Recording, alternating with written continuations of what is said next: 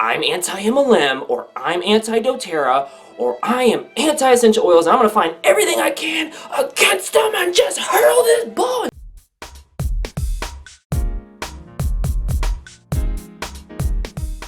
doTERRA versus Revive oils, but from a Young Living distributor's perspective.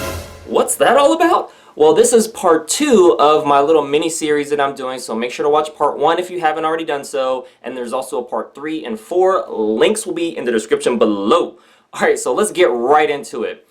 This video had about 65,000 views on Facebook at the time of when it came out. This is from Jen O'Sullivan. She's author of 31oils.com, and she created a live Facebook video on July 6th of 2019. So that's just a little context. Her video was about 40-ish minutes long with some, promote-y stuff in the beginning and some promote-y stuff in the end. So I just wanted to do a summary to kind of cut out all the fat and just give you the meat, even though I'm a vegan.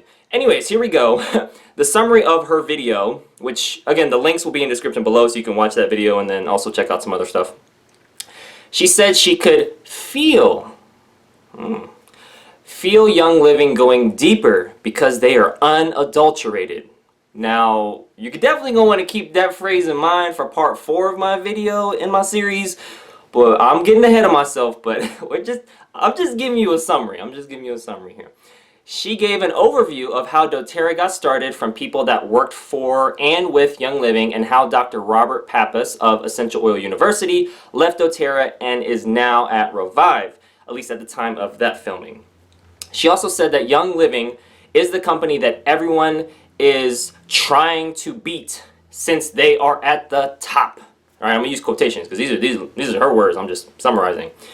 She also said the Revive has been on the attack against Young Living and doTERRA's products and didn't want to give money to a company that is underhanded in their marketing. So she does company reviews of other essential oils, and she's, again, a Young Living distributor. She said at the time she was a gold rank, and she just didn't want to support Revive because they were doing a little bit of mudslinging marketing tactics, and I would agree with that. I think, when they're trying to push down, like, there's a saying that if you want the tallest building in town, there's a couple ways to do it. You can tear down all the other buildings to make sure your building's left standing, or you can just build the tallest building in town.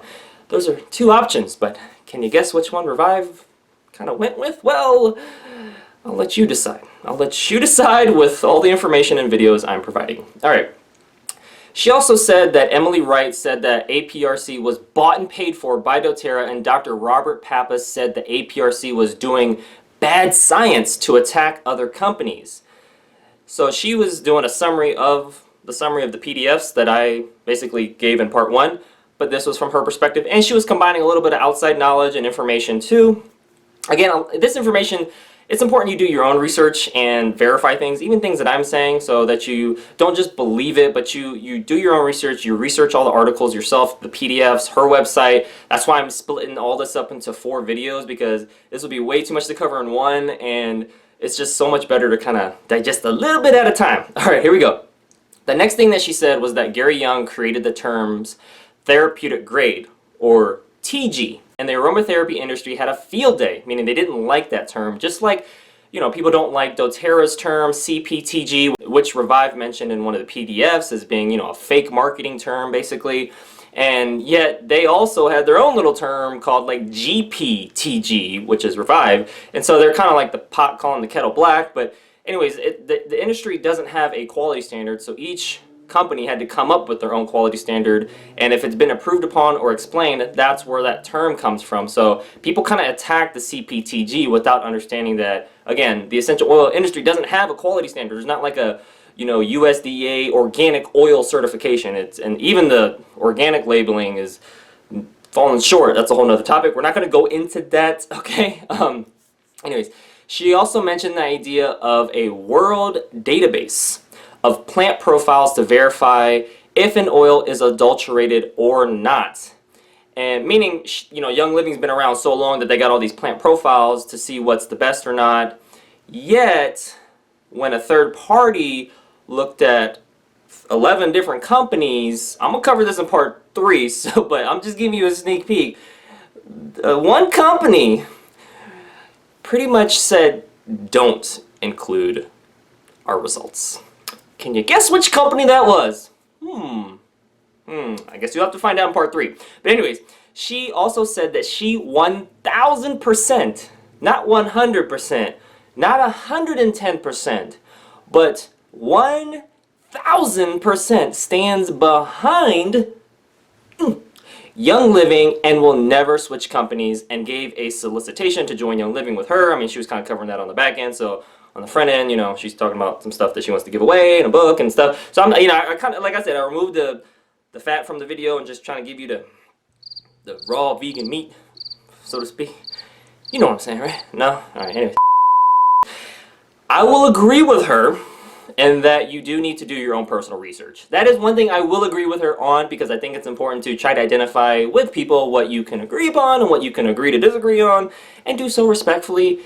And at the end of the day, like I mentioned in part 1, it's important to, number 1, get accurate facts, get complete facts, interpret those properly so that we can come to what?